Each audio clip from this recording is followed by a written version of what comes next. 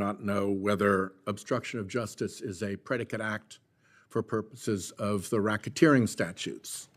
So I'll ask, is Section 1503 obstruction a predicate for a racketeering prosecution under Section 1962? Senator, again, I'm not intimately familiar with that statute that you're referencing. So the reason I'm asking these questions, Mr. Marquetos, and I'd like to ask to put these three exhibits into the record, letter of March 31st. Welcome back to Unshaken Liberty. I'm your host, Michael. Today, we need to talk about something that should chill every American to their core. The fact that our federal judges, the very people entrusted with upholding the Constitution, are facing threats, conspiracies, and intimidation, and the U.S. Marshals Service doesn't even seem to know if it's a job to investigate it. Mr. Marquetos, welcome. It is one of the jobs of the Marshals Service to provide protection to our federal judges. Is that correct? Senator, thank you for the question. Absolutely, yes.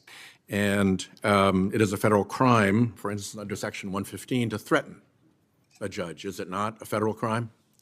Senator, off the top of my head, I don't know the statute, but it is a federal crime if you do threaten our federal judges. And it can also be an obstruction of justice crime to threaten a federal judge if the effort is to influence, intimidate, or impede the judge in the performance of his or her duties. Is that not also correct?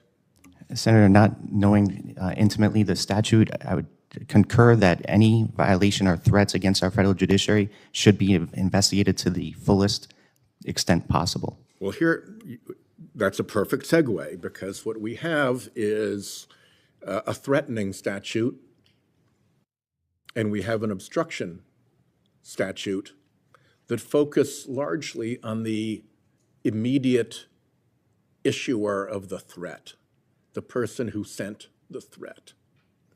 But if you look behind those, we also have conspiracy statutes, 371, 372, and 373 to be more specific. And it is also a federal crime to conspire to threaten a judge, is it not? And also a federal crime to conspire to obstruct justice, is it not? Senator, again, I'm not intimately familiar with the statutes, but I do know that the judicial security mission is, without a doubt, one of our core responsibilities in our democracy. Is it a crime to conspire to threaten a judge? Senator, I'm not, again, too familiar. If the investigative facts that are presented to the U.S. Attorney's Office dictate that that individual or individuals have threatened the federal judge, then they will pursue charges. Well, if you don't know whether conspiracy to threaten a judge is a crime or not, you may also not know whether obstruction of justice is a predicate act for purposes of the racketeering statutes. So I'll ask, is Section 1503 obstruction a predicate for a racketeering prosecution under Section 1962? Senator, again, I'm not intimately familiar with that statute that you're referencing. So the reason I'm asking these questions, Mr. Marquetos, and I'd like to ask to put these three exhibits into the record, letter of March 31st to James Bredar, letter of April 11th to Mark Patella at the Marshals Service, and my QFR questions to the Director Serralta. Without objection. All three of those efforts try to get at whether the Marshals Service is investigating not just the threat emitted by the person who was delivering the threat, but whether there is potentially either a conspiracy or an enterprise engaged in threatening judges. And I can't get an answer to that. It would seem to me that would be a super easy question to answer. Let me ask it a different way. Setting aside prosecution entirely, looking only at the protection responsibilities of the U.S. Marshals Service.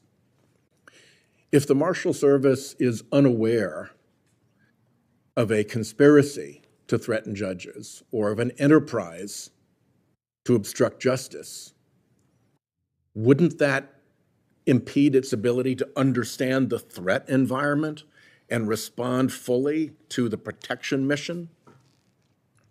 Senator, I am not part of the Judicial Security Division, although I did spend many years in the Judicial Security Division. My current portfolio is the investigative operations functions of the Marshals Service. That doesn't necessarily touch the judicial side.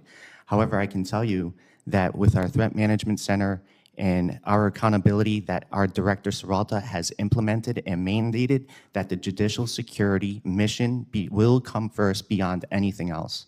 Yep, I hear everybody saying that, but when you narrow the question to whether or not the Marshals Service is willing to investigate conspiracy to threaten or a racketeering enterprise to obstruct, then suddenly it's radio silence. Suddenly it's cricket. Suddenly I can't get an answer.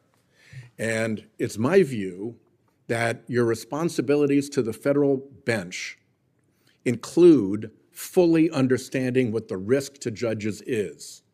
And you cannot turn a blind eye to the prospect of there being conspiracies or enterprises or orchestration of threats and still be doing your protection job fully. And to the extent you're back in your territory of doing investigations, it is in fact a crime to conspire to threaten a judge, and it is in fact a crime to participate in an enterprise with the predicate act of obstruction of justice. And my question, my challenge to you at this point, since I can't get a straight answer, is have you foregone that responsibility for fear of where those investigations will lead? And you can get back to me. My time is up, so I'll leave that with you as a question for the record. And I hope I have better luck than I did with respect to my previous request on this same subject. Thank you. Thank you, Senator Whitehouse. Now, let me break this down. In the Senate hearing, Senator Whitehouse asked the Marshals Service about one of their most basic responsibilities, protecting judges from threats. Seems straightforward, right? If you threaten a federal judge, that's a crime. If you try to intimidate them into ruling a certain way, that's obstruction of justice. And if multiple people work together to do that, that's a conspiracy. Pretty simple. But what did we hear? Crickets. Dodging. I'm not familiar with that statute, Senator. Over and over again. Folks, this is a huge red flag. Either the Marshals Service doesn't know the law, which is terrifying in itself, or they're afraid to enforce it when it comes to conspiracies and organized efforts to intimidate judges. And you've got to ask yourself, why? Here's the truth. Our judges are under attack not just from lone wolf threats, but from organized political movements that want to bend the rule of law to fit their agenda. And if the marshals are turning a blind eye to conspiracies and racketeering tied to threatening judges, then justice is not blind anymore, it's compromised. This is what happens when we have a government that's more worried about optics and accountability, more worried about protecting their political allies than protecting the Constitution. And let me tell you, as a patriot, as a Republican, I find that unacceptable. The rule of law cannot survive if judges fear for their safety or if organized groups can intimidate them without consequence. So here's my take. We either have a justice system where laws are enforced equally, or we have a system where the powerful and connected get a free pass. And if the Marshals Service is hesitant to pursue conspiracy cases out of fear of where those investigations might lead, then maybe it's time for real oversight and accountability. Because at the end of the day, this isn't about left or right. This is about whether America is still a nation of laws or a nation of intimidation. Folks, let me know in the comments, do you think the Marshals are afraid to investigate these conspiracies? Or are they just plain incompetent? Don't forget to like, subscribe, and share this video. We need to keep exposing what's going on behind closed doors. This is Michael with Unshaken Liberty. Stay strong, stay free, and never back down.